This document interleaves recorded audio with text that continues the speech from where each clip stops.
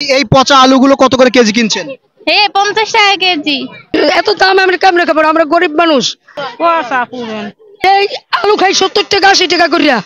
এ তো জীবনে ছিল না। পেঁয়াজের কেজি 140 টাকা, তো আমাদের পক্ষে সম্ভব না। আমরা রোজ খাই, আমরা 1 কেজি গরুর মাংস কিনে খাইতে পারি টাকার অভাবে। এই পেঁয়াজগুলো কি বিক্রি হচ্ছে? হ্যাঁ, এই পেঁয়াজ কত করে কেজি? 60 টাকা। এগুলো কি নতুন পেঁয়াজ? না, পুরান পচা পুরান। মানে এই পচাগুলো আপনারা বেছে বেছে নিচ্ছেন? হ্যাঁ, 60 টাকা করে হয়। মানে এই পেঁয়াজ তারপরেও 60 টাকা করে? 60 টাকা। আমি 60 টাকাই বলেছি, 60 টাকা করে। হ্যাঁ, পচা। মানে এই পচা পেঁয়াজগুলো আপনারা বেছে বেছে নিচ্ছেন।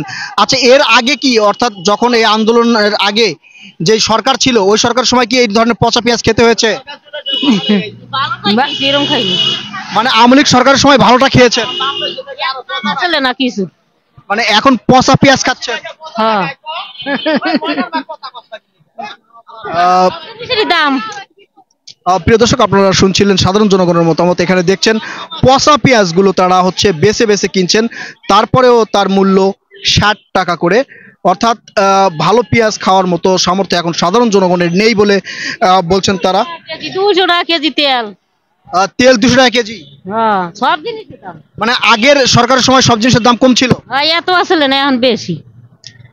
প্রিয় দর্শক, আপনারা শুনছেন সাধারণ জনগণের মতামত। আসলে কেমন আছেন সাধারণ জনগণ? এই অবস্থায় আমরা দেখছি ওখানে দেখলাম পচা পেঁয়াজ বাসা হচ্ছিল, এখানে কি পচা আলু বাসা হচ্ছে? জি, কি করবো, সরকারে দাম কমায় না, এই জন্য খাইতেছি। মানে ভালো আলু কেনার মতো সামর্থ্য এখন জনগণের নেই, না। এই জন্য পচা। গরিবেরা কেমনে খাইবো কোন? গরিবেরা তো এই খাইতে হইব যদি সরকারে না দেয়। এই পচা আলুগুলো কত করে কেজি কিনছেন? 50 টাকা কেজি। এই পচা আলুগুলো 50 টাকা কেজি কিনছেন? জি। আর ওই পেঁয়াজগুলো কত করে কিনছিলেন? 60 টাকা কেজি। প্রিয় দর্শক, আপনারা দেখছেন সাধারণ মানুষের দুর্দশা বর্তমান অবস্থায়, যে অবস্থায় আছে। কয় টাকা? মানে একটু আগে ওই পেঁয়াজ ছিল 80, পচা পেঁয়াজ ছিল 80 টাকা। 80 টাকা। এখন একটু পচে গেছে দেখে দাম কমেছে। হ্যাঁ। আবার আলু হইলো 70 টাকা কেজি, 75 টাকা কেজি। আমরা কেমনে খাম? সাধারণ মানুষে কষ্ট হয় না? কাম করে আনে, রিক্সা চালায় 300 টাকার চাইল নেয় 75 টাকার কেজি। তাই খাম কেমনে? প্রিয় দর্শক, আপনারা শুনছিলেন সাধারণ জনগণের মতামত। আসলে বাজার হয় না, মাছ হয় না, মানুষ চলবো কিভাবে? মানুষ চলতে হবে। মানে এই পরিস্থিতি কি এখন হয়েছে না আগেও ছিল?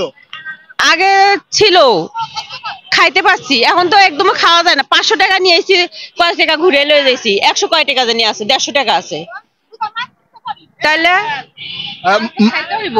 মাংস কতদিন আগে খেয়েছেন? মাংস তো খাইতেই পারি না, যে দাম মাংস তো খাইতেই পারি না। গরিব মানুষেরা কি খাইতে পারি? আমরা গরিব মানুষেরা কি খাইতে পারে না। মানে বর্তমান পরিস্থিতিতে খুবই খারাপ অবস্থায় আছে। খারাপ অবস্থায় আছি, কি কইলাম, 500 টাকা নিয়ে এসেছি, কি কিনছি। এই যে আপনার যে দোকানের যে দ্রব্যমূল্য, এগুলোর যে দাম বৃদ্ধি, এর কারণ কি? দাম আরো বাড়ায় আমরা তো কমে আনতেই না। মানে আপনারা কি মনে করছেন আরো সিন্ডিকেট চলছে মনে হয়? মানে এর আগে কি কম ছিল? আগে তো কম ছিল, এখন দাম বাড়ছে। এই যে স্লিপ দেন, আলু আনছি কত করে? 60 টাকার দাম 65 টাকা করে লাইছে।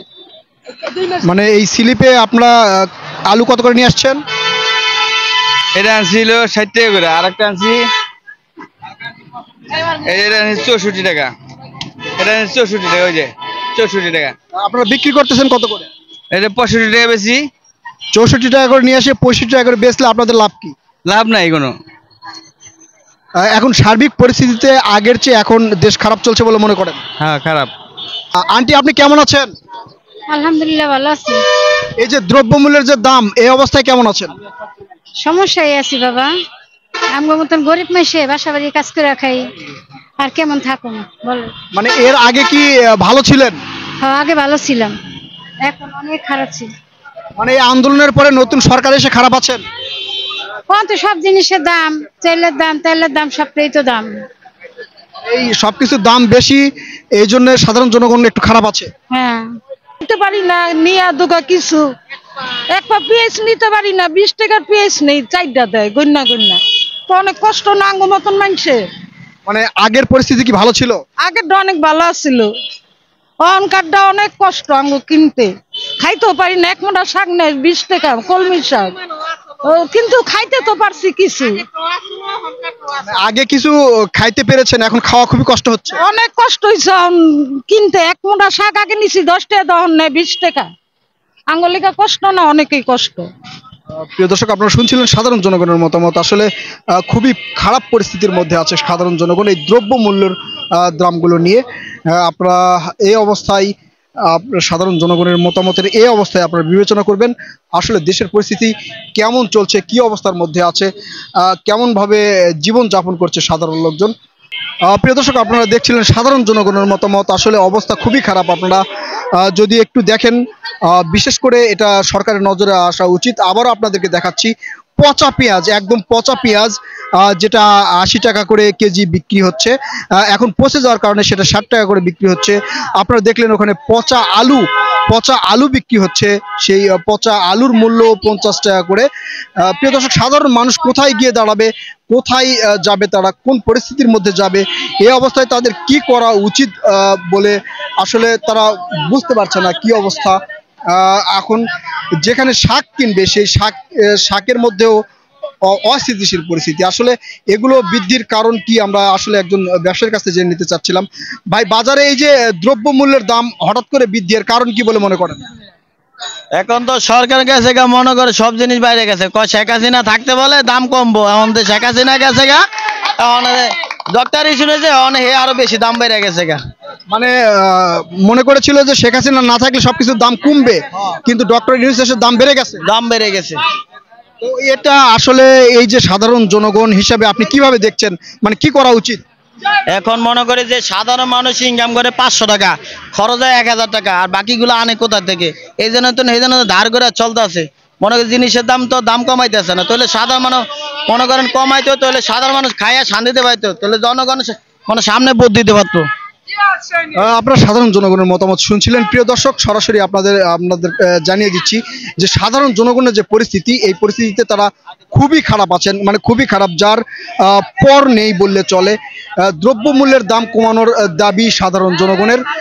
আসলে অনেকেই মনে করছেন যে শেখ হাসিনা বাংলাদেশ থেকে চলে গেলে দ্রব্যমূল্যের দাম আসলে কমে যেত। এখন সেটা কমছে না, অর্থাৎ সাধারণ জনগণের যেই প্রত্যাশা ছিল সেই প্রত্যাশা এখনো পূরণ হয়নি। প্রিয় দর্শক, আপনারা আমাদের সাথে থাকুন, সংযুক্ত থাকুন, দেখতে থাকুন সাধারণ জনগণের মতামত। আসলে কিছু বলার নেই। আমি হতবাক হয়ে গেছি আজকে ফুটপাতের দোকানে পচা জিনিসপত্রের দাম দেখে আমি আসলে অবাক হয়ে গেছি। প্রিয় দর্শক, আপনারা আমাদের সাথে থাকুন, দেখতে থাকুন আমাদের অনুষ্ঠানের, সংযুক্ত থাকুন আমাদের ইউটিউব চ্যানেলে, সংযুক্ত থাকুন আমাদের ফেসবুক পেজে।